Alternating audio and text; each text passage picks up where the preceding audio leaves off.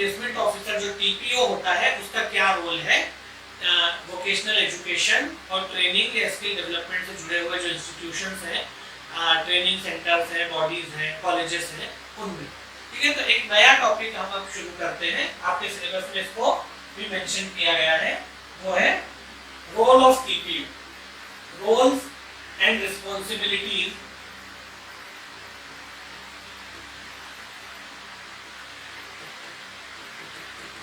Role and responsibilities of TPU. TPO मतलब training and placement officer. TPO का मतलब क्या होता है? Training and placement officer.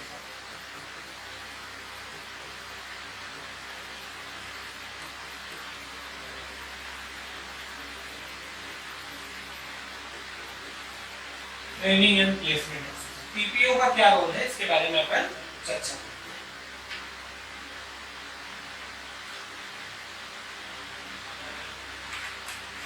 देखिए, जैसे कि हम लोग शुरुआत से ही अपनी क्लासेस में पढ़ रहे हैं कि ये जो पूरा वोकेशनल एजुकेशन और स्किल डेवलपमेंट और टेक्निकल एजुकेशन का ये जो पूरा सिस्टम है, पूरा इकोसिस्टम है, पूरा स्ट्रक्चर है, इस पे लगातार काम किया जा रहा है, इसको लगातार स्ट्रेंथन करने की कोशिश की जा रही है, इम्प्रूव और एनहांस करने की कोशिश की जा रही है। इसमें जो जो कमियां हैं, जो जो खामियां हैं, जो जो चैलेंजेस हैं, जो जो रुकावटें हैं, उनको दूर करने की कोशिश की जा रही है और बहुत बड़े लेवल पे और बहुत बड़े पैमाने पे गवर्नमेंट इस पे काम कर रही है। हम लोग देख ही रहे शुरू से कि नेशनल पॉलिसी हमारे 2015 में नहीं आई है, उसके बाद बहुत सारे इनिशिएटिव सरकार ने शुरू किए हैं। जो एग्जिस्टिंग सिस्टम है वोकेशनल एजुकेशन और स्किल डेवलपमेंट से रिलेटेड या टेक्निकल एजुकेशन से रिलेटेड, उस पूरे सिस्टम में भी बहुत सारे इंप्रूवमेंट करने की कोशिश की गई है। जो जो लूपहोल्स थे, उन लूपहोल्स को दूर करने की कोशिश की जा रही है। जो जो नई चीजें इंट्रोड्यूस करनी है, नई चीजें इंट्रोड्यूस की जा रही है जरूरतों के मुताबिक, रिक्वायरमेंट्स और नीड्स के मुताबिक, इंडस्ट्री की डिमांड के मुताबिक। ये सारा तामझाम करने के पीछे कारण जो है या उद्देश्य जो है वो एक ही उद्देश्य है, और वो उद्देश्य है लोगों को रोजगार के साथ जोड़ना, उनको एम्प्लॉयबल बनाना, उनको लिवलीहुड प्रोवाइड करना। ठीक है, मैं आपको लगातार बता रहा हूँ कि जो भी काम किया जा रहा है उसके सेंटर में है लोगों को रोजगार देना, उनको लिवलीहुड प्रोवाइड करना, उनको एम्प्लॉयबल बनाना। क्योंकि हमारे पास पॉपुलेशन का साइज बहुत बड़ा है और अनएम्प्लॉयमेंट देश की सबसे बड़ी समस्याओं और चुनौतियों में से एक बन के उभरी है। कंट्री के सामने जो मेजर चैलेंजेस या मेजर प्रॉब्लम्स है, उनमें एक बहुत बड़ी, या मैं कहूँ कि अगर हम सबसे बड़ी प्रॉब्लम्स को एनलिस्ट करें तो उनमें शायद अनएम्प्लॉयमेंट की समस्या एक प्रॉब्लम होगी। और हमारे पास जैसे कहा जाता है कि डेमोग्राफिक डिविडेंड है, हमारे पास यंग पॉपुलेशन बहुत सारी है, वर्क करने वाली जो वर्क कर सके वो वाली पॉपुलेशन का साइज बहुत बड़ा है, वर्कफोर्स बहुत बड़ी है, लेकिन फिर भी हम अपने युवाओं को, अपने यूथ को एम्प्लॉयमेंट के साथ नहीं जोड़ पा रहे, जबकि हमारे पास मार्केट भी बहुत बड़ा है और वर्कफोर्स भी बहुत बड़ी है, मतलब डेमोग्राफिक डिविडेंड की कंडीशन है, लेकिन फिर भी हम उसको उतना यूज या यूटिलाइज नहीं कर पा रहे। क्योंकि इसके साथ इसकी एक बड़ी वजह क्या है? इसकी बड़ी वजह है हमारे लोगों का एम्प्लॉयबल नहीं होना। हमारे यहाँ जो पॉपुलेशन है उसका बहुत बड़ा परसेंट जो है वो एम्प्लॉयबल नहीं है, और एम्प्लॉयबल नहीं होने की वजह से वो हमारे लिए एसेट ना बन करके लायबिलिटी बनता है, क्योंकि वो प्रोडक्टिव कामों में इन्वॉल्व नहीं होता, और इन्वॉल्व नहीं होता इसलिए वो लायबिलिटी की तरह से है, जबकि यूथ को, किसी भी कंट्री की यूथ को उसका एसेट होना चाहिए। अब ये एम्प्लॉयबल क्यों नहीं है? तो ये सारी चर्चाएं अपन ने की कि भाई इसमें एम्प्लॉयमेंट क्यों नहीं है, एम्प्लॉयबल क्यों नहीं है, एम्प्लॉयबल होने के मार्ग में कौन कौन सी रुकावटें हैं, क्यों इसको एम्प्लॉयमेंट नहीं मिलती है। तो उसमें एक बहुत बड़ा जो कारण हम देखते हैं, कई सारे कारण हैं, लेकिन एक बड़ा कारण जो है वो हम देखते हैं क्वालिटी ऑफ ट्रेनिंग। इस पे हमने लगातार चर्चा की है, क्वालिटी ऑफ ट्रेनिंग। ठीक है, और अगर क्वालिटी ऑफ ट्रेनिंग नहीं होगी तो क्या इस कैंडिडेट का प्लेसमेंट हो पाएगा? क्या इसको जॉब मिलेगा? क्या इसको एम्प्लॉयमेंट मिलेगा? नहीं मिलेगा। अगर क्वालिटी ऑफ ट्रेनिंग इंश्योर नहीं होती है तो क्या कैंडिडेट जिसने ट्रेनिंग लिया है अगर उसकी ट्रेनिंग में वो क्वालिटी ही नहीं, उसकी ट्रेनिंग में वो बात ही नहीं है जो उसको एक्चुअली प्रैक्टिकल काम करने के लिए कॉम्पिटेंट बनाती हो, एबल बनाती हो, केपेबल बनाती हो, तो क्या उसका प्लेसमेंट उसको मिलेगा? उसको जॉब या एम्प्लॉयमेंट नहीं मिलेगा। तो एक बड़ा जो कारण है लोगों का एम्प्लॉयमेंट या एम्प्लॉयबल नहीं होना या एम्प्लॉयमेंट के साथ नहीं जुड़ पाना, उसकी एक बड़ी वजह है क्वालिटी ऑफ ट्रेनिंग जो है वो उस हिसाब से नहीं है जिस हिसाब से उसे होना चाहिए। ठीक है, अब क्वालिटी ऑफ ट्रेनिंग क्यों इस हिसाब से नहीं? या तो पुअर है, ठीक से ट्रेनिंग दी नहीं जाती। दूसरा है कि डिमांड ओरिएंटेड नहीं है, डिमांड ओरिएंटेड या इंडस्ट्री ओरिएंटेड नहीं है, इंडस्ट्री में जो काम होता है वैसा नहीं है, तो इंडस्ट्री ओरिएंटेड नहीं है, डिमांड ओरिएंटेड नहीं है। ठीक है, क्वालिटी खराब है, जैसी होनी चाहिए वैसी नहीं है, इसकी वजह से क्या आता है? स्किल गैप आ जाता है। अगर ट्रेनिंग की क्वालिटी पुअर है या इंडस्ट्री की डिमांड के हिसाब से नहीं है या स्किल गैप आता है, स्किल गैप आता है मतलब ट्रेनिंग की क्वालिटी तो अच्छी है लेकिन पुराने तरीके से दी जा रही है, उसको अपडेटेड नहीं किया गया। तो क्वालिटी तो ठीक है लेकिन अपडेटेड नहीं है, अपडेटेड नहीं। मतलब आज से 20 साल पहले जो इंडस्ट्री में काम हो रहा था उसी हिसाब से ट्रेनिंग दी जा रही है, जबकि 20 साल में काम करने का तरीका इंडस्ट्री का बदल चुका है। ऐसी स्थिति में क्वालिटी अगर अच्छी भी हो, कैंडिडेट ट्रेनिंग ले भी ले, तब भी उसको इंडस्ट्री में जॉब मिलने में दिक्कत आएगी, क्योंकि काम वैसे नहीं होता जैसे उसने सीखा हुआ है, उसने पुराने ढंगे पे काम सीख लिया। इंडस्ट्री क्योंकि आईटीआई में वही करिकुलम चल रहा था या इंडस्ट्री में इंस्टीट्यूट में उसी करिकुलम पे ट्रेनिंग मिल रही थी। तो ऐसी बहुत सारी सिचुएशन होती है जिसमें क्वालिटी ऑफ ट्रेनिंग ठीक नहीं हो पाती, और अगर क्वालिटी ऑफ ट्रेनिंग ठीक नहीं है तो एम्प्लॉयबल नहीं बनता। ठीक है, दूसरी एक सिचुएशन ये आती है कि एम्प्लॉयबल नहीं है ये तो नहीं है, लेकिन कई बार ये होता है कि एम्प्लॉयबल होता है व्यक्ति फिर भी उसको जॉब नहीं मिलती। ये भी हो सकता है कि क्वालिटी है बंदे में, क्वालिटी है मतलब एम्प्लॉय मतलब ये कॉम्पिटेंट है, काम इसको आता है, कॉम्पिटेंट है, केपेबल है काम करने में, ये कॉम्पिटेंट है, केपेबल है काम करने में, मतलब क्वालिटी है इसमें, लेकिन फिर भी इसको जॉब नहीं मिलती, फिर भी इसको एम्प्लॉयमेंट नहीं मिलती। एक तो ये है कि भाई बंदे में क्वालिटी नहीं है, काम करते ही नहीं आता, या जो काम आता है वो नहीं आता जो इंडस्ट्री की डिमांड में अभी है, पुराने ढंगे पे आता है, स्किल गैप है जो भी है, तो जॉब नहीं मिल रही, एक बात है। दूसरी एक सिचुएशन है कि ये बंदे को क्वालिटी इसके पास सारी है, ये केपेबल है, कॉम्पिटेंट है, इसने ट्रेनिंग बहुत सीरियसली ली है, इसको सारा काम भी आता है, फिर भी इसको जॉब या एम्प्लॉयमेंट नहीं मिलता। क्यों नहीं मिलता? क्योंकि इसको जॉब या एम्प्लॉयमेंट के लिए जॉब या एम्प्लॉयमेंट पाने के लिए इसको अपॉर्चुनिटी ही नहीं मिली, अपॉर्चुनिटी ही नहीं मिली। अपॉर्चुनिटी नहीं मिली मतलब इसके कॉलेज में कैंपस ही नहीं आया, हो सकता है कि कैंपस आ जाता तो ये सिलेक्ट हो जाता, हो सकता है।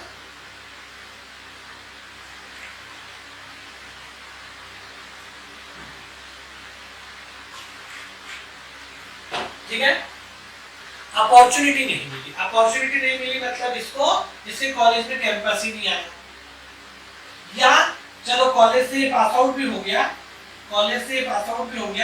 तब भी इसको जॉब मिलने के लिए, इसको एम्प्लॉयमेंट से जोड़ने के लिए, इसको जॉब दिलाने के लिए या इसको एम्प्लॉयमेंट से जोड़ने के लिए किसी भी बॉडी ने, किसी भी संस्था ने, किसी भी इंस्टीट्यूशन ने कोई कोशिश नहीं की। ये इंडिविजुअल अपने लेवल पे कोशिश कर रहा है, इसलिए इसको जॉब मिलने में दिक्कत आ रही है अभी, क्योंकि ये क्या है, ये केवल एक पास आउट हुआ लड़का है जिसने आईटीआई कॉलेज से पास आउट हुआ है या पॉलिटेक्निक कॉलेज से पास आउट हुआ है। कोई संस्था, कोई कमिटी, कोई कमीशन, कोई इंस्टीट्यूशन, कोई बॉडी, कोई कॉलेज, कोई ट्रेनिंग सेंटर, कोई भी इसके साथ नहीं खड़ा कि इसको जॉब दिलवाने के लिए गाइड करे या इसको मतलब गाइडेंस दे या मार्गदर्शन करना मतलब गाइडेंस दे, या इसकी हेल्प करे, या इसको कुछ सजेशन दे, या इसको किसी कैंपस में भेज दे कि भाई वहां पर कैंपस हो रहा है, आप वहां जा सकते हो अपना लिंक का यूज करके, या ओपन ड्राइव में बता सके इसको ओपन ड्राइव हो रही है वहां चले जाओ। तो ऐसा भी हो सकता है कि ये एक इंडिविजुअल लड़का है जो पास आउट होकर निकला है 16, 17, 18 साल का, और 16, 17, 18 साल का लड़का है, लेकिन इसके पास इसके पीछे कोई नहीं खड़ा बताने के लिए कि इसको क्या करना चाहिए, इसको कहां से हेल्प मिल सकती है, कैसे ये कैंपस में जा सकता है, कैसे ओपन ड्राइव में जा सकता है, या और भी जो अगर सेल्फ एम्प्लॉयमेंट करना चाहे तो सेल्फ एम्प्लॉयमेंट में जा सकता है। कोई भी इसको बताने के लिए नहीं है, इसकी मदद करने के लिए नहीं है। इसलिए अगर इसमें क्वालिटी होगी भी, ट्रेनिंग इसने ली भी होगी, इसको काम आता भी होगा, तब भी इसको जॉब मिलने में दिक्कत है।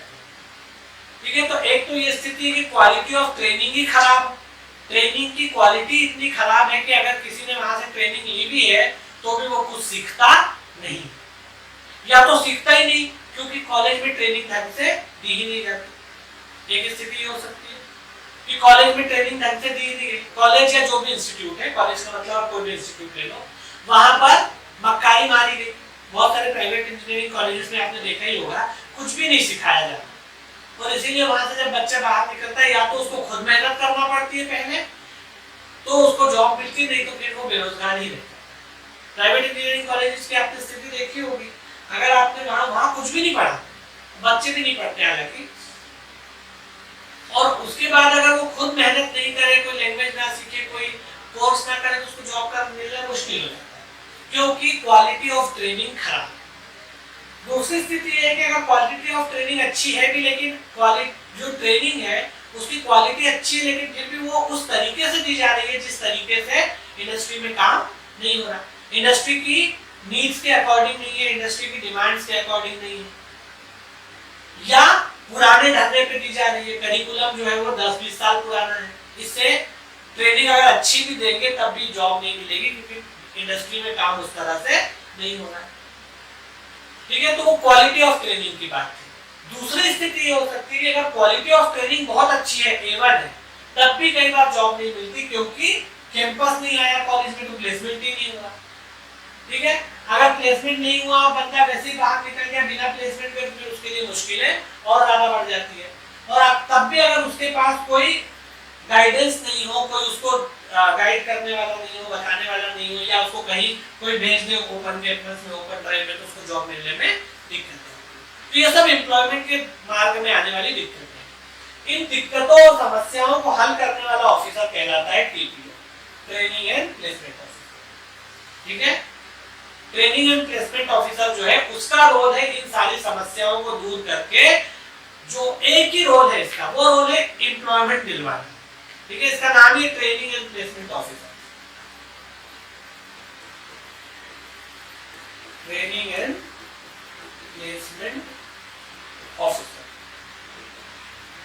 TPO, इसका नाम ही है TPO, training and placement officer. इसका काम ही क्या है TPO का?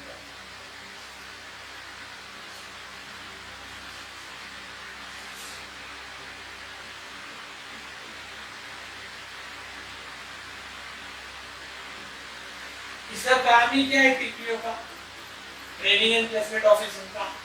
एक तो यह है कि ट्रेनिंग, दूसरा है प्लेसमेंट। तो ट्रेनिंग का मतलब क्या है कि स्टूडेंट्स को कैसी ट्रेनिंग प्रोवाइड करवाना, क्वालिटी ट्रेनिंग प्रोवाइड करवाना, इंश्योर करना कि कैंडिडेट्स को क्वालिटी ट्रेनिंग मिले, इंश्योर करना है कि कैंडिडेट्स को या लर्नर्स को कैसी ट्रेनिंग मिले, क्वालिटी ट्रेनिंग मिले। तो क्वालिटी ट्रेनिंग में शामिल है कि इंडस्ट्री ओरिएंटेड,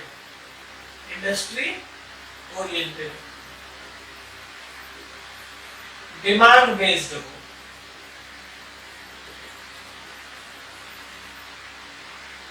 और तीसरी चीज ये है अपग्रेडेड या अप टू डेट हो, क्वालिटी वाली ट्रेनिंग दे रहे हैं।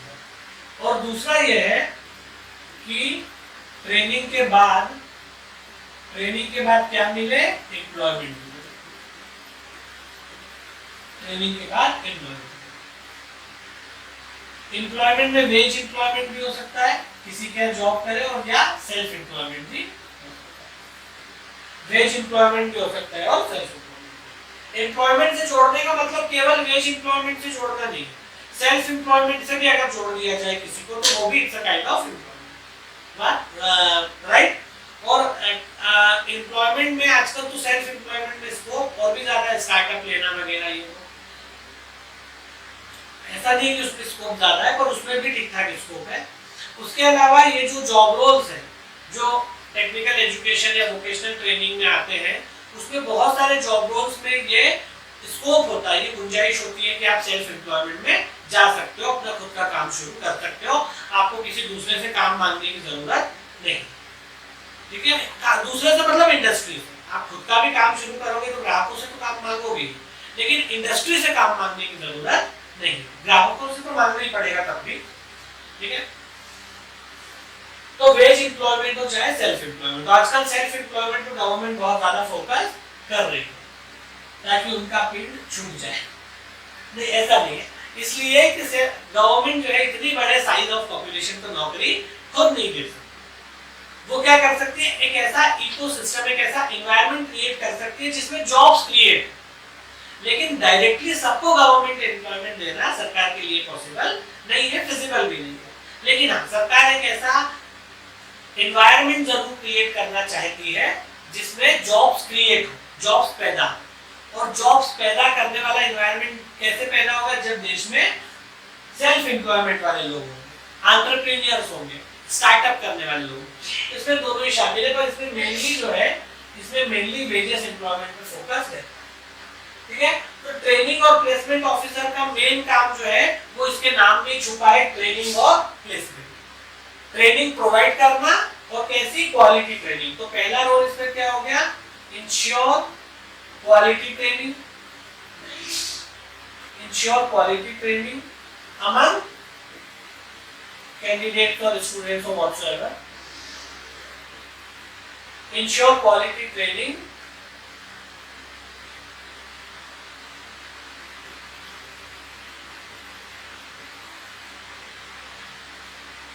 among candidates, और क्वालिटी ट्रेनिंग में industry oriented, demand based, up to date training शामिल है। और दूसरा है ट्रेनिंग देने के बाद, ट्रेनिंग देने के बाद लोगों को, मतलब कैंडिडेट को प्लेसमेंट देना। तो ensuring the placement, ensuring the placement, ensuring the placement of the candidate. Training देने के बाद उनको प्लेसमेंट भी मिले, ये भी इसकी जिम्मेदारी। तो क्वालिटी ट्रेनिंग प्रोवाइड करना पहला है, क्वालिटी ट्रेनिंग प्रोवाइड करना, और दूसरा ट्रेनिंग देने के बाद इन सारे स्टूडेंट्स, कैंडिडेट जो इसके अंडर में आ रहे हैं, उन सारे कैंडिडेट्स को जॉब दिलवाना। कैंडिडेट्स को क्या करवाना, जॉब दिलवाना। ट्रेनिंग देना और ट्रेनिंग देने के बाद जॉब दिलवाना, ठीक है। क्वालिटी ट्रेनिंग देना और क्वालिटी ट्रेनिंग देने के बाद उनको जॉब दिलवाना, ये दोनों काम ट्रेनिंग और प्लेसमेंट ऑफिसर के हैं। अब इन दोनों कामों को करने के लिए क्या क्या करना पड़ेगा। अब जॉब दिलवाना है मान लीजिए बच्चों को, तो जॉब दिलवाने के ऐसे ही बोलने से जॉब मिल जाएगी नहीं, उसके लिए इसको क्या क्या करना पड़ेगा भाई, इंडस्ट्री के साथ एंगेजमेंट करना पड़ेगा, इंडस्ट्री के लोगों को अपने कैंपस में बुलवाना पड़ेगा, फिर बच्चों को उनके साथ, इंडस्ट्री वालों के साथ ये डील करना पड़ेगी, भाई हमारे यहाँ से आपको 10-15 बच्चों को या 20 बच्चों को एम्प्लॉयमेंट देना है आपकी कंपनी में। आगे बात समझ में, तो ये है कि इंडस्ट्री के साथ एंगेजमेंट करना, इंडस्ट्री को इनवाइट करना, अपने स्टूडेंट्स को उनके यहाँ प्लेस करवाना, मतलब उसको जॉब दिलवाना, क्वालिटी बढ़ाने के लिए, ट्रेनिंग की क्वालिटी बढ़ाने के लिए क्या क्या। तो ये दो काम मेन है, क्वालिटी ट्रेनिंग प्रोवाइड करना और प्लेसमेंट करवाना, मतलब जॉब दिलवाना, एम्प्लॉयमेंट दिलवाना। अब इसके लिए ट्रेनिंग प्लेसमेंट ऑफिसर को क्या करना, देखो हर इंस्टीट्यूट में एक टीपीओ होता है, हर इंस्टीट्यूट में क्या रहता है, एक टीपीओ रहता है, ट्रेनिंग और प्लेसमेंट ऑफिसर। जो स्टूडेंट्स की ट्रेनिंग क्वालिटी ट्रेनिंग हो, ये बात अश्योर करता है, इंश्योर करता है, और ट्रेनिंग के बाद उनको एम्प्लॉयमेंट दिलवाने के लिए प्रयास करता है, उनको जॉब दिलवाने के लिए प्रयास करता है। ठीक है, अब इसके लिए इसको क्या क्या करना पड़ेगा उसकी अपन लिस्ट जैसी बना सकते हैं। तो क्या रोल्स है देखते हैं इसका। पहला रोल देखो, एंगेजमेंट विद इंडस्ट्री।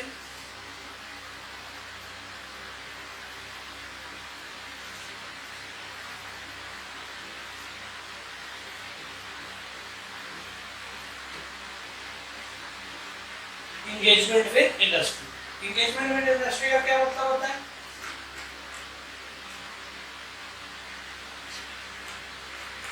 जैसे मैंने अभी आपको बताया कि अगर अपने यहाँ के अपने देखो टीपीओ जो है वो इंस्टीट्यूट में होता है, कंपनी में नहीं होता, इंस्टीट्यूट या कॉलेज में होता है, और कॉलेज में उसका काम क्या होता है या इंस्टीट्यूट में उसका काम क्या होता है, अपने इंस्टीट्यूट से जो लोग ट्रेनिंग ले रहे हैं उनको प्लेस करवाना और ट्रेनिंग भी क्वालिटी दिलवाना।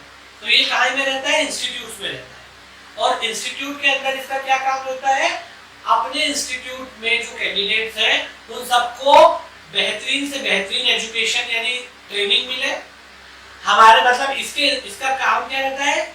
इस बात को इंश्योर करना कि हमारे इंस्टीट्यूट के हर कैंडिडेट को बेटर से बेटर, अच्छी से अच्छी, क्वालिटी से क्वालिटी ट्रेनिंग मिले, और साथ ही साथ उसको ट्रेनिंग देने के बाद हर स्टूडेंट को प्लेसमेंट मिले, जॉब मिले, काम मिले, वो एम्प्लॉयमेंट के साथ जुड़े। ठीक है, ये दो इसके मेन काम है। तो इसके लिए इसको क्या करना पड़ेगा? पहला इसका काम है एंगेजमेंट विद इंडस्ट्री। अगर इंडस्ट्री के साथ इसका एंगेजमेंट नहीं होगा तो ये कैंडिडेट को जॉब कैसे दिलवाएगा? क्योंकि जॉब देने वाली तो इंडस्ट्री है, तो इसको इंडस्ट्री के साथ अपने लिंक्स रखना पड़ेंगे। टीपीओ को काय के साथ अपने लिंक्स रखना पड़ेंगे? इंडस्ट्री के साथ लिंक रखना पड़ेगा। जो टीपीओ की सफलता का पैमाना ही ये है कि वो कितने कैंपस को इनवाइट कर पाता है। आप लोग भी कॉलेजेस में पढ़े हैं,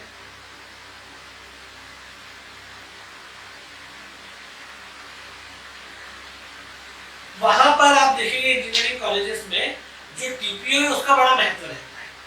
पूछा जाता है कि भाई वहां टीपीओ कौन है, वहां टीपीओ कौन है, और टीपीओ की सफलता का, उसकी सक्सेस का पैमाना ही है कि वो कितने कैंपस को, कितनी कंपनीज को अपने कॉलेज में प्लेसमेंट के लिए इनवाइट कर पाता है।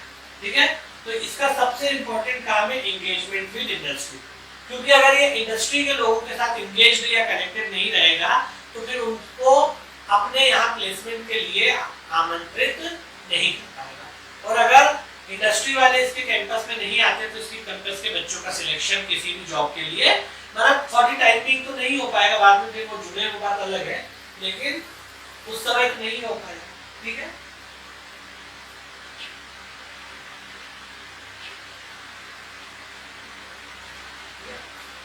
तो इसको इंडस्ट्री के साथ एंगेज होना जरूरी है ताकि ये कैंपस प्लेसमेंट करवा सके।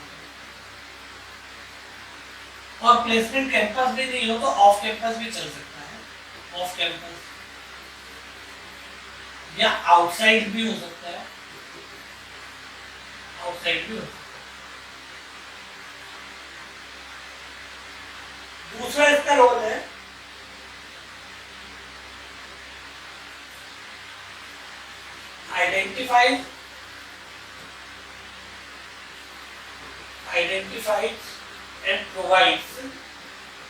identifies and provides training needs of students.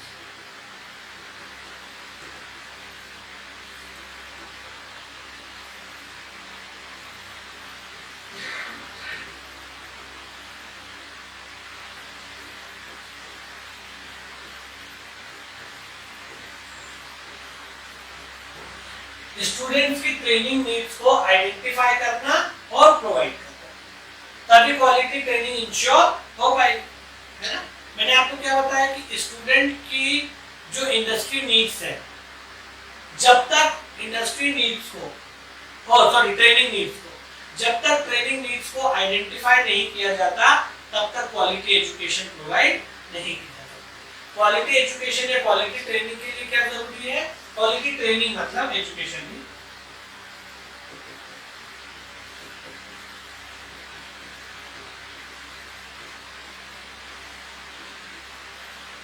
Quality training के लिए क्या जरूरी है कि जो स्टूडेंट्स हैं उनकी ट्रेनिंग नीड्स को आइडेंटिफाई किया जाए और उस तरह से उनको ट्रेनिंग प्रोवाइड की जाए। अब इसका क्या मतलब हुआ, जैसे मान लो कि हर स्टूडेंट का लेवल एक जैसा नहीं होता। एक क्लास में अगर 50 बच्चे बैठे तो क्या 50 का मेंटल लेवल एक जैसा होगा?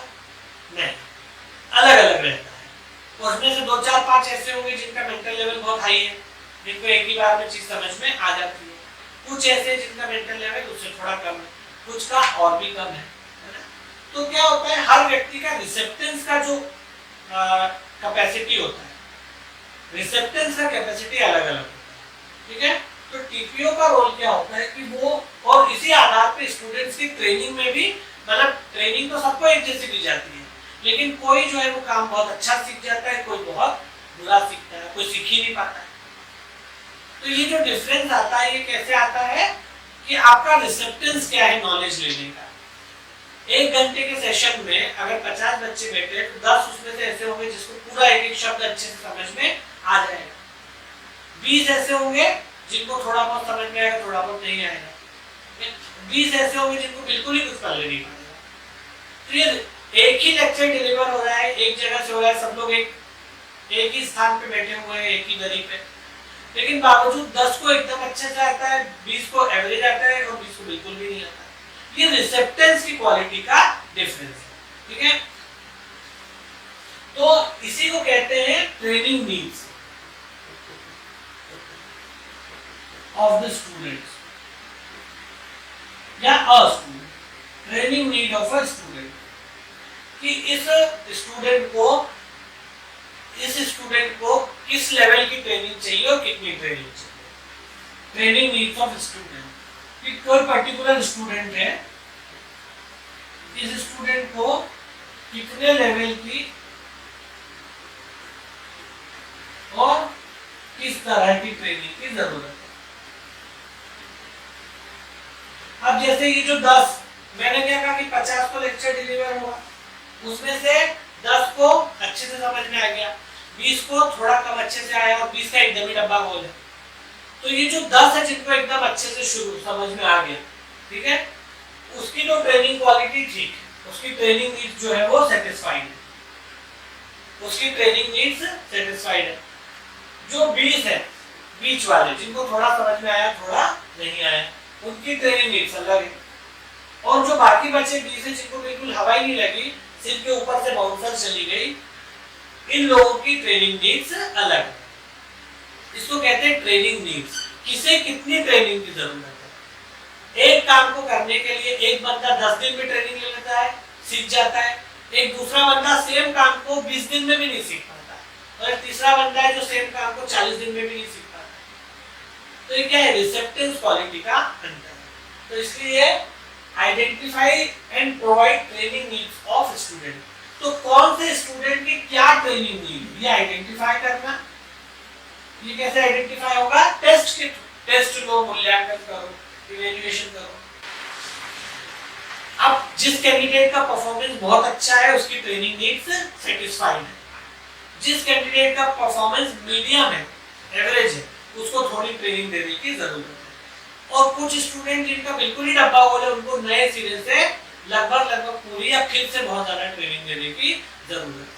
तो ये जो है इसको बोलते हैं identification and providing training needs of students. ये इसका दूसरा काम है। दूसरा रोल हो गया टीपीओ का।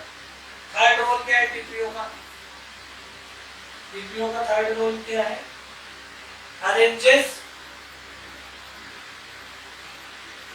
कैंपस इंटरव्यूज और ड्राइव।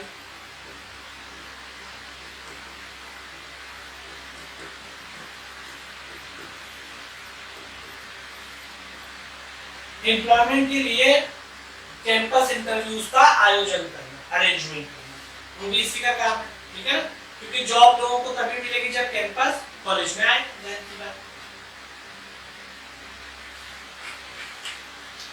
तो एक काम इसका क्या हो गया, अरेंजेस कैंपस इंटरव्यूज। ये कैंपस इंटरव्यूज को अरेंज करता है ताकि इंडस्ट्री वाले जो है वो कैंपस में आए, इंस्टीट्यूट में आए और डायरेक्टली जो पास आउट स्टूडेंट्स या ट्रेनिंग ले रहे हैं स्टूडेंट्स, इनको डायरेक्टली जो है वो जॉब दे दे, इनको जॉब के लिए भटकना ना पड़े, गली गली घूमना ना पड़े, ठीक है। तो इसके लिए कैंपस के अंदर ही इंटरव्यूज को अरेंज करवाता है टीपीओ, ताकि जो कैंपस में स्टूडेंट्स पढ़ रहे हैं उन सबको डायरेक्टली जॉब मिल सके, उनको जॉब के लिए इधर उधर भटकना। उसके अलावा जो annual training and placement budget होता है उसको भी ये प्रपोज करता है, proposes annual training and placement budget।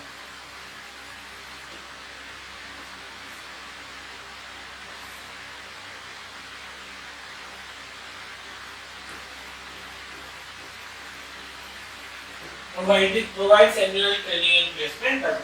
Training और प्लेसमेंट का साल भर का क्या बजट रहेगा ये भी बता देता है कि भाई मुझे इतने लोगों को ट्रेन करना है, तो मैं एज अ टीपीओ मुझे इतने पैसे चाहिए, ट्रेनिंग पे इतने पैसे खर्च होंगे, प्लेसमेंट के लिए इतने पैसे खर्च होंगे, ठीक है। तो ये भी बताता है कि ट्रेनिंग और प्लेसमेंट पे कितने पैसे खर्च होंगे या होना चाहिए, ये भी इसका ही काम है। जॉब मिलने और ट्रेनिंग देने से रिलेटेड जो जो काम है वो सब एआईसीटी ये आपके ट्रेनिंग एंड प्लेसमेंट ऑफिसर के अंदर आ जाते हैं, टीपीओ का काम रहता है। उसके अलावा और काम क्या करता है टीपीओ, अपन और देखते हैं। असिस्ट स्टूडेंट्स की मदद ये करता है। मैंने आपको क्या कहा कि गाइडेंस प्रोवाइड करना, असिस्टेंस प्रोवाइड करना। कई बार बहुत सारे स्टूडेंट्स के पास ट्रेनिंग होती है, उनको काम भी करते आता है, वो मेहनत भी करना चाहते हैं, बल्कि मेहनत करके उन्होंने काम भी सीखा है, लेकिन उनको जॉब नहीं मिलती, क्योंकि काम जानते हुए जॉब नहीं मिलती। काम उनको आता है, बहुत अच्छे से आता है, लेकिन जॉब नहीं मिलती। क्यों? क्योंकि उस एरिया में इंडस्ट्री ही नहीं है, जॉब है ही नहीं। जब जॉब है ही नहीं तो उसको कहाँ से मिल जाएगी? जॉब मिलने के लिए पहले जॉब का एग्जिस्ट करना भी तो जरूरी है। अगर जॉब ही नहीं होगी तो उसको जॉब मिलेगी कैसे? ठीक है, तो एक कारण ये होता है कि जॉब है ही नहीं। दूसरा कारण ये हो सकता है कि जॉब भी है, क्वालिटी ट्रेनिंग भी है, फिर भी जॉब नहीं मिल रही। एक तो ये है कि भाई जॉब है ही नहीं, उस पर्टिकुलर जॉब रोल पे जॉब नहीं है, तो फिर आप कहेंगे हाथ पांव मारो, जॉब मिलना मुश्किल। जैसे मान लो किसी ने इंडिया में एमपी में इंदौर में बंदा रहना है। अब ये भाई ने इंदौर का रहने वाला है और इसने पहाड़ चढ़ाई जो होता है, जिसमें लोग पहाड़ों पे चढ़ते हैं, मतलब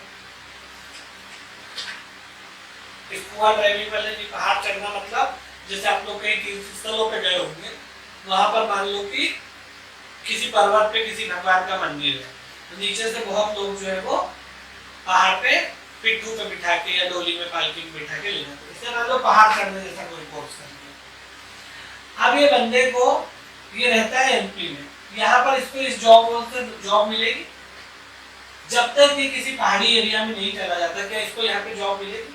नहीं मिलेगी, क्योंकि एमपी में पहाड़ चढ़ाई पहाड़ी नहीं है, इसलिए इस जॉब रोल का कोई रोल ही नहीं है, इसका कोई काम ही नहीं है। ठीक है, तो एक जो दिक्कत होती है, एक तो ये है कि भाई जॉब ही नहीं है मार्केट में, एक ये है कि जॉब तो है लेकिन वो इंडस्ट्री की नीड के हिसाब से नहीं है, डिमांड के हिसाब से नहीं है।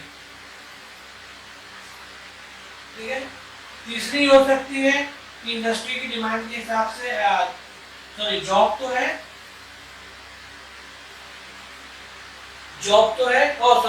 है लेकिन क्वालिटी ट्रेनिंग नहीं है, ट्रेनिंग क्वालिटी नहीं है, इसलिए जॉब मिलने में दिक्कत होगी। ये सब चैलेंजेस है। अब देखिए, अगर किसी व्यक्ति के पास क्वालिटी ट्रेनिंग है फिर भी जॉब नहीं मिल रही, तो यहाँ पर कौन से रीजंस रिस्पॉन्सिबल है? क्वालिटी ट्रेनिंग है, काम इसको आता है, फिर भी इसको जॉब नहीं मिल रही। एक कारण तो ये हो सकता है कि भाई जॉब है ये नहीं है, इसके पास तो क्वालिटी ट्रेनिंग है, लेकिन जो क्वालिटी ट्रेनिंग इसने जिस सेक्टर में ली है उस सेक्टर में जॉब ही नहीं है। तो इसको जॉब मिलेगी क्या? नहीं मिलेगी। दूसरी स्थिति लेके देखते हैं कि इसके पास क्वालिटी ट्रेनिंग भी है और मार्केट में जॉब भी है। क्वालिटी ट्रेनिंग भी है और मार्केट में जॉब भी है, फिर भी इसको जॉब नहीं मिलती। क्यों नहीं मिलती? क्योंकि सिर्फ क्वालिटी ट्रेनिंग ले लेने से जॉब नहीं मिलेगी। क्वालिटी ट्रेनिंग ले लेने से जॉब नहीं मिलेगी। आपको क्वालिटी ट्रेनिंग के साथ साथ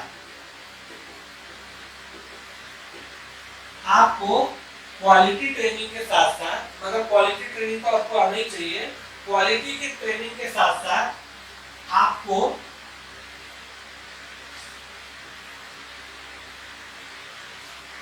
देखो क्वालिटी ट्रेनिंग के साथ साथ क्वालिटी ट्रेनिंग तो होनी चाहिए। क्वालिटी ट्रेनिंग के साथ साथ आपको, जैसे मैंने आपको बताया कि क्या मिलना चाहिए, प्रॉपर गाइडेंस मिलना चाहिए, प्रॉपर हेल्प मिलनी चाहिए, असिस्टेंस मिलना चाहिए।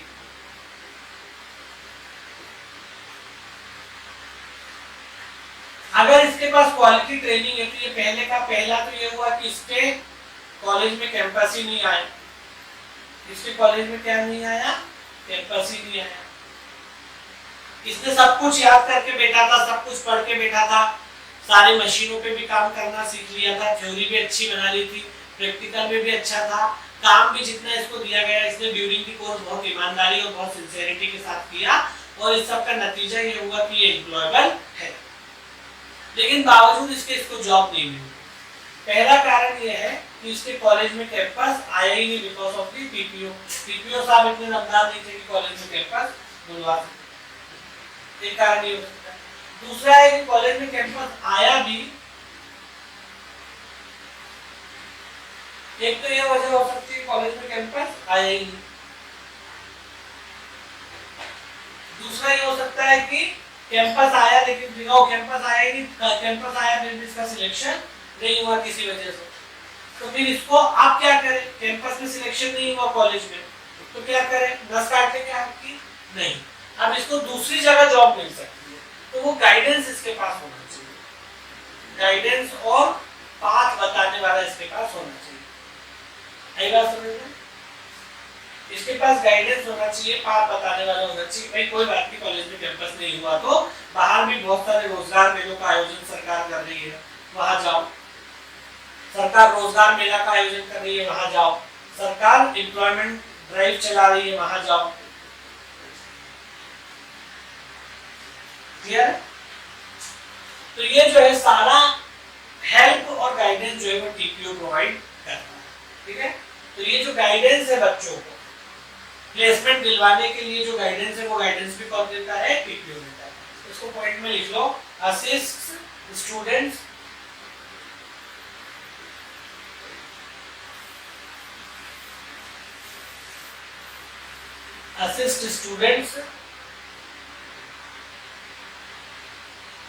develop or clarify their academics,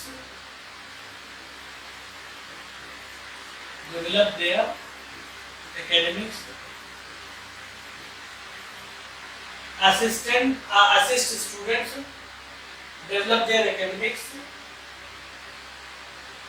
and career interests,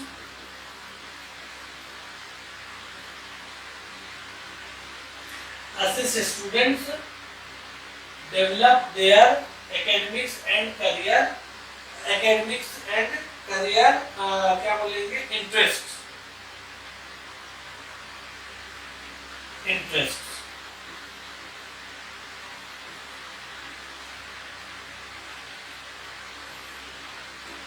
ठीक है?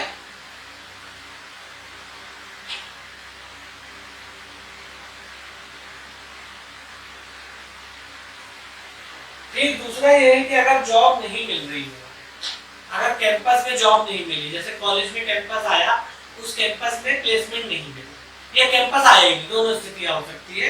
या तो कॉलेज में कैंपस आया ही नहीं और दूसरा कि अगर आया भी तो उससे जॉब नहीं मिली, मान लो। दोनों स्थितियां हो सकती है कि या तो कैंपस आया ही नहीं और अगर आया तो उसमें जॉब नहीं मिली। तो फिर क्या किया जाए? फिर टीपीओ का ये काम है कि जो स्टूडेंट्स को जॉब नहीं मिली उनको जॉब सर्च करने की जो कैपेसिटी है वो उनको बताइए कि जॉब कैसे सर्च करना है। ठीक है? जॉब सर्च स्ट्रेटजीज जिसको बोलते हैं भाई कैसे जॉब सर्च की जाए, जॉब सर्च स्ट्रेटजीज स्टूडेंट्स को सिखाना। मान लो कि इसको कैंपस में जॉब नहीं मिली तो फिर जॉब कैसे ढूंढना है और कैसे जॉब को हासिल करना है, जॉब सर्च स्ट्रेटजीज को इंप्लीमेंट करना, implement successful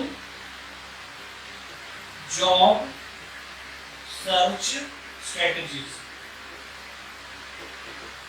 job search strategies को इंप्लीमेंट करना, या इंप्लीमेंट करने के लिए स्टूडेंट्स को डेवलप करना।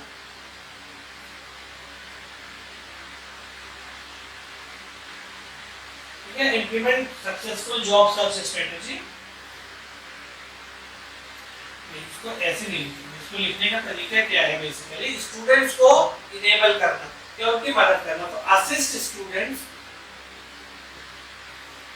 असिस्ट स्टूडेंट्स, स्टूडेंट्स की मदद करना, assist students develop, assist students develop and implement, assist students develop and implement successful job search strategies।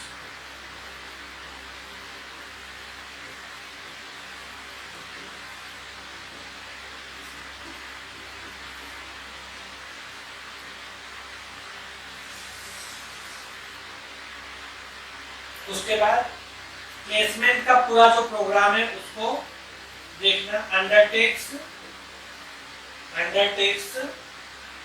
A rigorous placement campaign.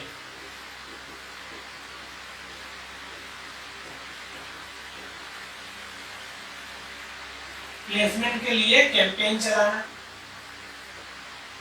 Undertakes a rigorous placement campaign, placement के लिए एक बहुत rigorous campaign चलाना। ठीक है, तो अंडरटेक्स अ रिगरस प्लेसमेंट कैंपेन, प्लेसमेंट के लिए कैंपस चलाना, कैंपेन चलाना। ठीक है, उसके अलावा एम्प्लॉयर्स के साथ भी मतलब एक लिंक रखना, assist employers, assist employers achieve their hiring goals, to achieve their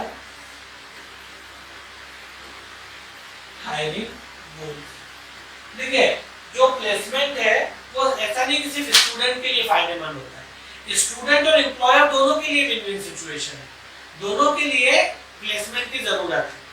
ऐसा थोड़ी है कि सिर्फ स्टूडेंट को जॉब चाहिए, इंडस्ट्री को भी तो वर्कर्स चाहिए ना काम करने वाले।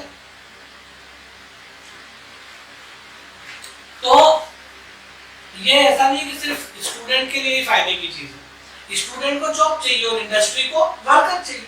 इंडस्ट्री को भी तो अच्छे काम करने वाले लोग चाहिए जो ढंग से काम कर सके, नहीं तो इंडस्ट्री कैसे आगे चलेगी अगर उसके पास एक स्किल्ड और कॉम्पिटेंट वर्कफोर्स नहीं होगा। अगर किसी इंडस्ट्री के पास, किसी फैक्ट्री या कंपनी के पास एक स्किल्ड, कॉम्पिटेंट और स्किलफुल, जिसको बोलते हैं स्किल्ड और कॉम्पिटेंट वर्कफोर्स नहीं होगा तो क्या वो इंडस्ट्री कभी फ्लरिश कर पाएगी? नहीं कर पाएगी। तो ये जो सिचुएशन है दोनों के लिए विन विन सिचुएशन है, for industry and for candidates. Candidates को जॉब चाहिए और इंडस्ट्री को अच्छा ट्रेन्ड और स्किल्ड वर्कफोर्स चाहिए। तो पीपीओ केवल स्टूडेंट्स की मदद नहीं करता, स्टूडेंट्स की तो कर ही रहा है जॉब लेने में, उनको क्वालिटी ट्रेनिंग प्रोवाइड करके उनको जॉब हासिल करने की जो पूरी जद्दोजहद है उसमें स्टूडेंट्स की तो मदद करता ही है, लेकिन ये स्टूडेंट्स के साथ साथ किसकी मदद करता है? एम्प्लॉयर्स की भी मदद करता है, क्योंकि स्टूडेंट को प्लेस करना एम्प्लॉयर के लिए भी जरूरी है, उसको अगर अच्छा वर्कफोर्स चाहिए तो ये एक तरह से एम्प्लॉयर्स को भी असिस्ट करता है ताकि वो लोग अपने हायरिंग गोल्स को अचीव कर सकें। हायरिंग गोल को अचीव कर सके मतलब कैसे? जैसे मान लो कि एक इंडस्ट्री के मान लो टीसीएस कंपनी है, टीसीएस का ये लक्ष्य है कि इस साल 2023-24 में 2023-2023 और 2024 ये जो ईयर है 2023-2024, 2023-24 में हमको 1 लाख लोगों को हायर करना है, ये इसका हायरिंग गोल। टीसीएस कंपनी है, टीसीएस ने कहा है कि भाई इस साल 2023-24 में हमको अपनी इंडस्ट्री के लिए 1 लाख फ्रेशर्स को ज्वाइन करवाना है, हमको इतने 1 लाख फ्रेशर्स को ज्वाइन करवाना है। ये इसका हायरिंग गोल है। ये क्या है इसका हायरिंग गोल? किसका? टीसीएस का।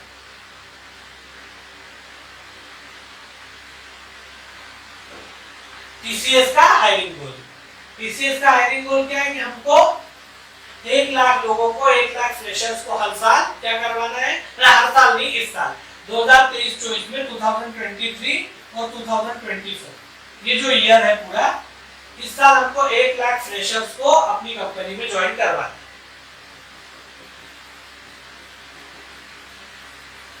ये क्या है? इसका हायरिंग गोल है कंपनी का, टीसीएस का।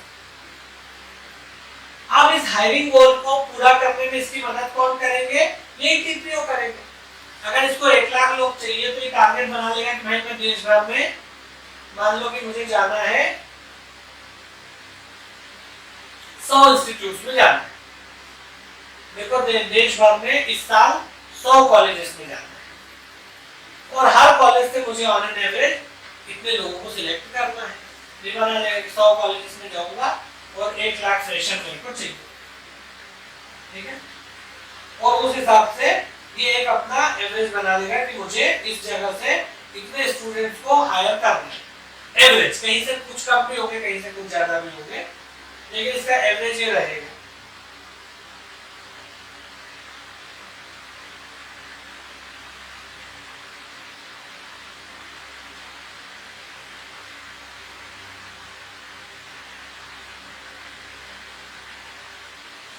क्लियर है? ऐसी सिचुएशन में क्या करेगा? अपने हायरिंग गोल्स को पूरा करने के लिए किस पे डिपेंड रहेगा?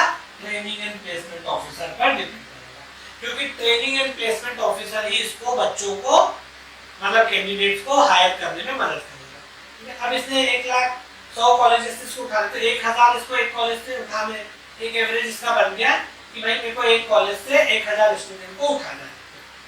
ये थोड़ा ज्यादा आ गया, मतलब इतनी तो नहीं उठाता है, लेकिन एक मैं आपको एग्जांपल दे रहा हूँ, एग्जांपल के लिए लिखा हुआ है, ठीक है। इतने लोगों को तो नहीं उठाता एक कॉलेज से, हो सकता उठा भी, हालांकि एग्जांपल के लिए लिखा है। तो हर कॉलेज से इसको ऑन एन एवरेज कितने लेना पड़ेंगे? 1000 स्टूडेंट लेना पड़ेंगे। ये 1000 स्टूडेंट इसको लेने में मदद कौन करेगा? हर कॉलेज का टीपीओ। तो टीपीओ जो है वो इंडस्ट्री के लिए भी मददगार है, क्योंकि वो एम्प्लॉयर्स को भी उनके हायरिंग गोल्स को पूरा करने में मदद करता है। जाहिर सी बात है।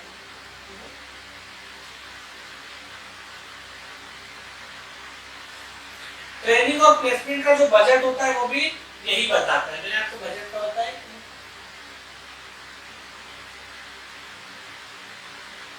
हाँ बता दूंगी। Proposal annual training and placement budget, training और प्लेसमेंट में कितना खर्चा लगेगा इस साल, ये सारा जो है टीपीओ बताता है। टीपीओ मतलब कॉलेज के जो अथॉरिटी है, डायरेक्टर है, उनको बता देगा। जो भी एपेक्स अथॉरिटी है उस इंस्टीट्यूशन में, उसको ये बताएगा कि सर इस साल जो है ट्रेनिंग और प्लेसमेंट पे अपने को इतने लाख रुपए खर्च होंगे। ये बजट पूरा टीपीओ बनाता है, ठीक है। और प्रपोज, हालांकि उसको पास जो है इंस्टीट्यूट का डायरेक्टर करेगा, जो भी हेड होगा प्रिंसिपल करेगा, जो कि इस एग्जाम के बाद आप लोग बनेंगे प्रिंसिपल या डायरेक्टर, असिस्टेंट डायरेक्टर, तो आप लोग उसको फाइनलाइज करोगे कि इसको सैंक्शन करवाना है नहीं करवाना है वो। लेकिन इसको प्रपोज कौन करेगा, कौन बताएगा कि कितना पैसा खर्च होगा? टीपीओ बताएगा, आप लोगों को बताएगा, आप लोग जो बनोगे।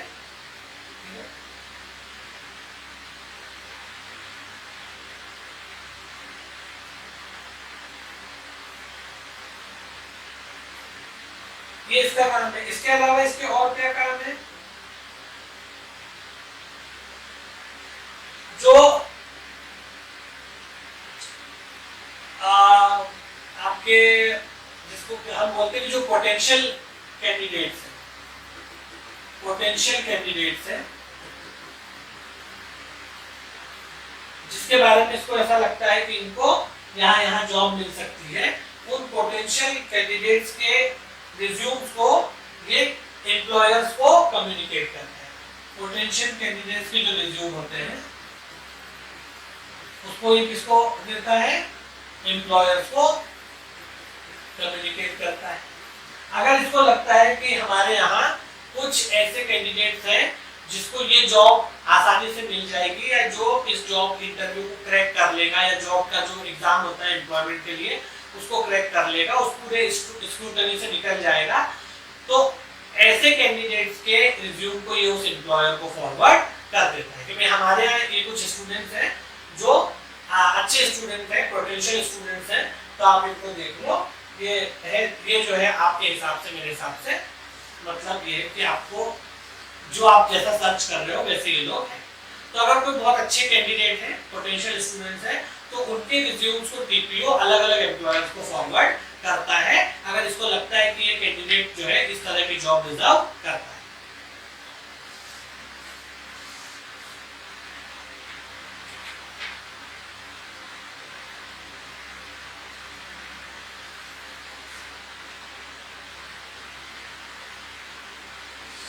उसके बाद जो जो एडवर्टाइजमेंट होते हैं निकलते हैं जॉब को लेकर के, उसका पूरे का ये एक अकाउंट मतलब एक पूरी जानकारी रखना पड़ता है इसको। भाई टीपीओ को ये तो पता होना ही चाहिए कि कहाँ पर कितनी वैकेंसी निकली है। अगर मान लो कि कल को टीसीएस ये घोषणा कर दे, टाटा कंसल्टेंसी सर्विसेज कल को ये कह दे कि हम लोग 2024 के एंड ये दिसंबर का ही बोल दे कि हम लोग दिसंबर 2023 तक 1 लाख फ्रेशर्स को हायर करेंगे। मान लो कि कल टीसीएस इस तरह से कोई बात कह दे कि भाई हमारे पास वर्कलोड बहुत ज्यादा है और हमें इमीडिएटली 1 लाख फ्रेशर्स की जरूरत है इसी साल, तो अब सारे टीपीओ जो है उनके कान खड़े हो जाएंगे, उनको चौकन्ना हो जाएंगे। अब वो क्या करेंगे, टीसीएस से कांटेक्ट करने की कोशिश करेंगे कि हमारे यहाँ आइए, हम लोग प्लेसमेंट करवाते हैं, हमारे बहुत अच्छे स्टूडेंट हैं, हमारे यहाँ आइए। कुछ तो ऐसे जहाँ टीसीएस पहले से जा रही है, कुछ नए जो टीपीओ है, नए कॉलेज, तो वो सारे टीपीओ किससे आप कांटेक्ट करने लगेंगे, टीसीएस से करने कि हमारे यहाँ आइए, हमारे यहाँ आइए, हमारे यहाँ आइए, अच्छे कैंडिडेट से, अच्छे स्टूडेंट से, ये है वो है, ठीक है, तो ये सब करेंगे। अब क्या होगा, तो ये इस तरह से जो एडवर्टाइजमेंट निकलते हैं एम्प्लॉयमेंट के लिए, तो मैंने आपको एक उदाहरण बताया, लेकिन इस तरह से जितने भी एडवर्टाइजमेंट निकलते हैं एम्प्लॉयमेंट के लिए, उस सब पे पैनी नजर रखनी पड़ती है टीपीओ, और फिर उन लोगों को अपने यहाँ जो है इनवाइट करना पड़ता है।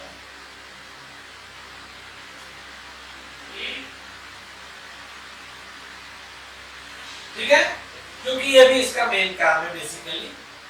अगर इसके पास जानकारी खुद नहीं होगी तो स्टूडेंट को जानकारी नहीं दे पाएगा, जाहिर सी बात है।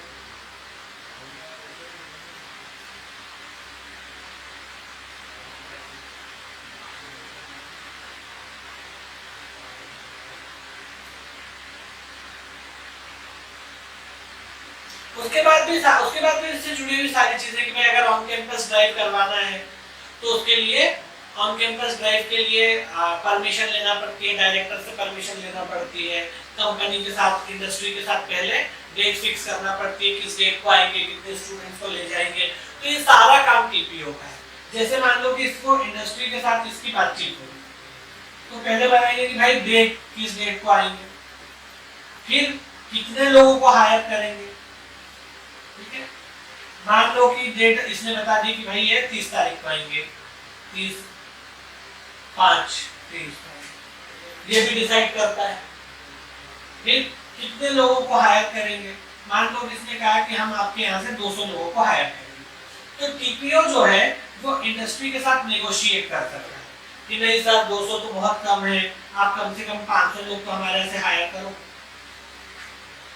आप देखो हमारे बहुत अच्छे स्टूडेंट्स हैं, हमारे क्वालिटी है ट्रेनिंग में, हमारे एजुकेशन की क्वालिटी बहुत अच्छी है, हमको ये अवार्ड मिल चुके हैं, हमारे स्टूडेंट इन कंपनियों में प्लेस हो चुके हैं, हमारा पिछला रिकॉर्ड ये है। तो ये कन्विंस करने की कोशिश करेगा कि ज्यादा से ज्यादा स्टूडेंट्स को हायर करो।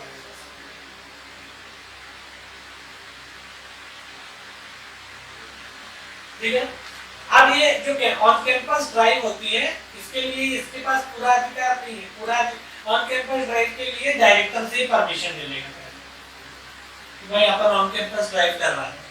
और फिर उसके बाद अच्छा स्टूडेंट्स को इन्फॉर्म करने की जिम्मेदारी भी टीपीओ की होती है। अगर मान लो ऑन कैंपस ड्राइव है, कोई कंपनी आ रही है, तो सारे कैंडिडेट्स को जो है, सारे स्टूडेंट्स हैं, उनको इन्फॉर्म करने का काम भी कौन करेगा? वो भी टीपीओ करेगा कि भाई इतनी तारीख को फला कंपनी हमारे यहाँ ऑन कैंपस आ रही है और आप सभी लोगों को जो भी इंटरेस्टेड हो उनको इस कैंपस में प्रेजेंट रहना। ठीक है। इसके डिपार्टमेंटल प्लेसमेंट कोऑर्डिनेटर होते हैं, डीपीसी बोलते हैं, उनके थ्रू ये सारे स्टूडेंट्स को इन्फॉर्म करते हैं। डीपीसी को बोलते हैं डिपार्टमेंटल प्लेसमेंट कोऑर्डिनेटर। हर डिपार्टमेंट में एक होता है डिपार्टमेंटल प्लेसमेंट कोऑर्डिनेटर। हर डिपार्टमेंट में एक डीपीओ होता है, जो डीपीसी होता है, जो टीपीओ के नीचे काम करता है। ट्रेनिंग एंड प्लेसमेंट ऑफिसर तो एक ही है पूरे कॉलेज में, पूरे इंस्टीट्यूशन में। टीपीओ के नीचे अलग-अलग डिपार्टमेंट्स में क्या होते हैं? टीपीओ के नीचे अलग-अलग डिपार्टमेंट्स में एक-एक डीपीसी होते हैं। डीपीसी, डीपीसी, डीपीसी, डीपीसी, ये अलग-अलग डिपार्टमेंट्स में एक-एक होते हैं। जैसे आईटी का एक है, सीएस का एक है, मैकेनिकल का एक है, सिविल का एक है, इलेक्ट्रॉनिक्स का एक है। हर डिपार्टमेंट में एक डीपीसी होता है। टीपीओ जो है वो ऑन कैंपस ड्राइव की जानकारी या इंफॉर्मेशन या जो भी जानकारी है वो स्टूडेंट्स को इन्फॉर्म करता है, स्टूडेंट्स को प्रोवाइड करवाता है। कैसे? इन डीपीसीज के थ्रू। मान लो कि किसी कॉलेज में 5 ब्रांचेस हैं। अब ये क्या करेगा? हर ब्रांच में एक डीपीसी है, पांचों को बोल देगा कि 30 तारीख को टीसीएस आ रही है, इतने बच्चों को हायर करेंगी, ये क्राइटेरिया रखा है। जो भी लोग क्राइटेरिया भी डिसाइड रहता है कि भाई 60% होना चाहिए एवरेज, या सेक्शनल वो 10 12 दोनों में 60% हो, और अभी तक का जो आपका एग्रीगेट है वो भी 60% है। कुछ क्राइटेरिया, एज का क्राइटेरिया भी रख सकता है। तो क्राइटेरिया और जो दूसरी जानकारी है, डेट और टाइम और कौन सी कंपनी आ रही है ऑन कैंपस ड्राइव में, ये सारी जानकारी टीपीओ की जिम्मेदारी है कि स्टूडेंट्स को दे। तो ये स्टूडेंट्स को किसके थ्रू देता है? डीपीसी के थ्रू देता है। 5-7 डीपीसी है, सबको बता देगा, डीपीसी स्टूडेंट्स को कर देगा। ठीक है।